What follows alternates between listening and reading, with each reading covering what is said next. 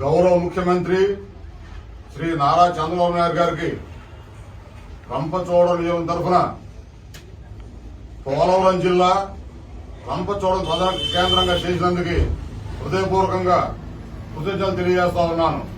ఎందుకంటే గతంలో అనాలోచితంగా వైఎస్ఆర్ కాంగ్రెస్ ప్రభుత్వంలో జగన్మోహన్ రెడ్డి రంపచోడవరం నియోజకవర్గాన్ని అల్లూరు సీతారామరాజు జిల్లా పాడేరు కేంద్రం కలపడం వల్ల 250 కిలోమీటర్లు వచ్చి ప్రజలకి ఆర్థిక భారం, ప్రయాణ భారం, అన్ని భారాలు ఎక్కువైనాయి.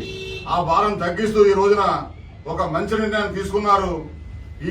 ఈ విషయమై గతంలో భద్రాచలం నుండి విఆర్పురం రేకపల్లి వరకు గోదావరి వరద తగ్గినప్పుడు ఆనాడు ప్రతిపక్ష నాయకుడిగా చంద్రబాబు నాయుడు ప్రయాణం చేశారు.